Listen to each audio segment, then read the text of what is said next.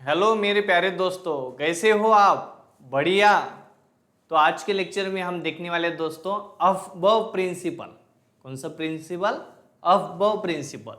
तो ये जो अफबव प्रिंसिपल है दोस्तों, ये इसमें जो अफबव है ये क्या है? अफबव इज अ जर्मन वर्ड। ये क्या है? एक जर्मन वर्ड है अफबव। ठीक है। इट्स मीनिंग जो होता है, इसका जो मीनिंग है बिल्डिंग अप। अफबव क्या है? एक Aufbau is a German word and its meaning building up. इसका मीनिंग क्या है? Building up. ठीक है। स्टेटमेंट क्या है? अभी अबव प्रिंसिपल का कहना क्या है, उसका स्टेटमेंट क्या है? Aufbau principle state that in the ground state of an atom और ion, electron first field subshell of the lowest energy then fill subshell of higher energy। मतलब अगर हमें कोई ग्राउंड स्टेट एटम के इलेक्ट्रॉन अगर भरने हैं, फिल अगर करने हैं, तो पहले हमें एनर्जी जो जिस ऑर्बिटल का एनर्जी लोअर है उसमें हमें पहले इलेक्ट्रॉन भरना पड़ेगा, बाद में जिसका एनर्जी हायर है उसमें इलेक्ट्रॉन भरना पड़ेगा। देखो क्या बोला यहाँ पे? Above principle state that in the ground state of an atom or ion, electron first fill subshell of the lowest energy, then fill subshell of higher energy। पहले लोअर एनर्जी सबशेल में भरेंगे, बाद में हायर एनर्जी सबशेल में electron भरेंगे। ठीक है। तो इसका सीक्वेंस कैसे होता है? देखो दोस्तों, सीक्वेंस देखो, ये जो अबव का एक डायग्राम है, ये अबव का क्या है? डायग्राम है। 1s 2s देखो, एस वाले पहले लिख दिए पूर्ण, बाद में पीपी वाले, बाद में डी वाले और एफ वाले। तो इसका सीक्वेंस कैसे होता है देखो दोस्तों। तो सबसे पहले लोअर एनर्जी कौन सा होता है? इलेक्ट्रॉनिक कॉन्फ़िगरेशन कैसे आएगा? कौन सा configuration? Electronic configuration. Electronic configuration कैसे आएगा देखो दोस्तों, ये सीक्वेंस के हिसाब से अकॉर्डिंग टू अबव प्रिंसिपल ये जो सीक्वेंस है ये कैसे आता है? तो सबसे कम एनर्जी वाला जो होता है ये होता है 1s ऑर्बिटल। 1s ऑर्बिटल का एनर्जी क्या होता है? सबसे लोअर एनर्जी होता है। ये बोलेंगे इसको हम लोअर एनर्जी होता है इसका। इसका क्या होता है? Lower energy. सबशेल जो होता है 1s ऑर्बिटल, ये जो 1s है उसका एनर्जी सबसे लो होता है। 1s कौन सा ऑर्बिटल है? 1s, इसका एनर्जी सबसे लोअर। बाद में 1s के बाद फिल किया जाता है 2s ऑर्बिटल।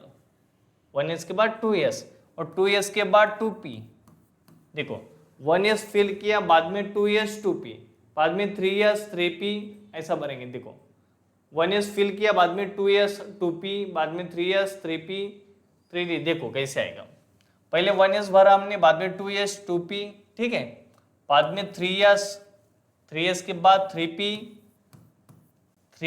3p के बाद कौन आएगा? देखो 3p के बाद कौन सा सीक्वेंस आता है? देखो 3p के बाद आता है 4s, 3p के बाद आएगा 4s, 4s के बाद कौन आएगा? देखो 4s के बाद कौन आएगा? देखो दोस्तों 4s के बाद आता है 3d, 3d के बाद आएगा 4p, 4p के बाद फिल करेंगे हम 5s। देखो 4p के बाद 5s ऑर्बिटल है, 5s के बाद 4d ऑर्बिटल है दोस्तों, और 4d के बाद 5p ऑर्बिटल, 5p ऑर्बिटल के बाद 6s ऑर्बिटल, 6s ऑर्बिटल के बाद 4f ऑर्बिटल, 4f के बाद 5d ऑर्बिटल, 5d के बाद 6p ऑर्बिटल, और 6p के बाद 7s ऑर्बिटल, 7s ऑर्बिटल, और उसके बाद 7s के बाद आता है 5f ऑर्बिटल, 5f ऑर्बिटल के बाद 6d ऑर्बिटल, 6d के बाद 7p ऑर्बिटल एंड लास्ट में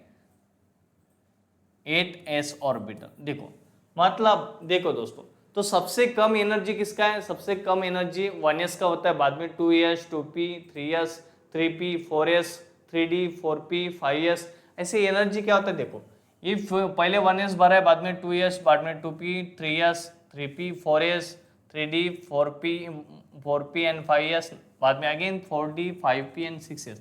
मतलब पहले अबव प्रिंसिपल का कहना क्या है? तो पहले लोअर एनर्जी ऑर्बिटल फिल करो, बाद में हायर एनर्जी ऑर्बिटल हमें फिल करना है। देखो दोस्तों, तो पहले हमने लोअर एनर्जी ऑर्बिटल लिखा है, देखो, बाद में हायर एनर्जी ऑर्बिटल। यहाँ पे हमने क्या लिखा है? उसका increasing order of orbitals. Orbitals का यहाँ पर हमने इंक्रीजिंग ऑर्डर एक्सप्लेन किया है दोस्तों। ठीक है। तो अब एग्जाम्पल लेंगे, फॉर एग्जाम्पल देखो, फॉर एग्जाम्पल अभी हमारे पास कार्बन है, कार्बन है, तो कार्बन का के पास कितने इलेक्ट्रॉन होते हैं दोस्तों? 6 इलेक्ट्रॉन होते। देखो कार्बन के पास इलेक्ट्रॉन कितने हैं? 6 है। 6 को कैसे लिखते हैं हम? 2,4 है।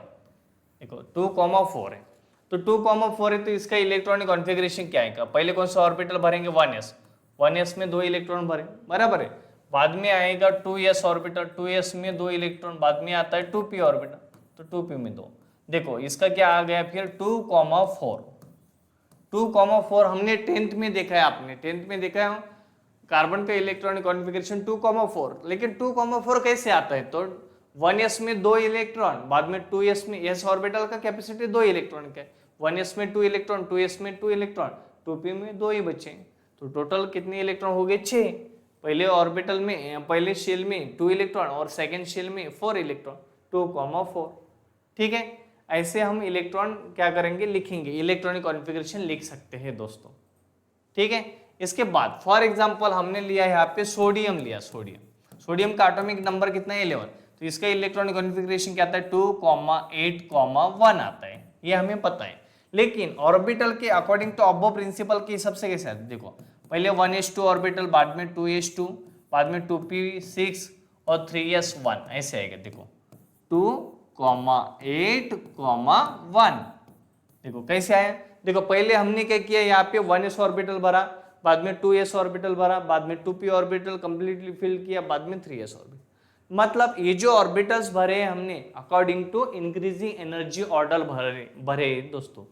ठीक है, ऐसे कोई भी एलिमेंट आप क्या कर सकते हैं, उसमें इलेक्ट्रॉनिक कॉन्फ़िगरेशन आप भर सकते हैं। ठीक है, और एक रूल है, तो यहाँ पे इलेक्ट्रॉनिक कॉन्फ़िगरेशन अकॉर्डिंग टू क्या होता है? एक रूल होता है, रूल का नाम है n+l रूल। रूल कौन सा है यहाँ पे? n+l rule, n+l rule. तो ये n+l रूल ये है, अगर हमारे पास देखो अभी क्वेश्चन दिया है, एक दिया है हमें 3d ऑर्बिटल दिया है एंड एक 4s ऑर्बिटल दिया, तो इसमें से किसको, विच ऑर्बिटल फिल फर्स्ट, ऐसे क्वेश्चन है हमें पूछा है विच ऑर्बिटल फिल फर्स्ट। तो इसमें से हम पहला कौन सा भरेंगे? विच ऑर्बिटल फिल फर्स्ट, इसमें से पहला कौन सा भरेंगे हम?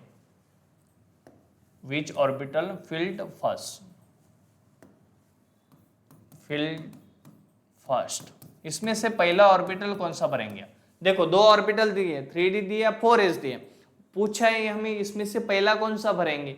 तो पहले क्या करने, हमें n+l रूल फाइंड आउट करना है। देखो इसका वैल्यू क्या आएगा दोस्तों? इसका n का वैल्यू क्या आएगा? देखो 3d के लिए n का वैल्यू, n+l का वैल्यू कितना आएगा?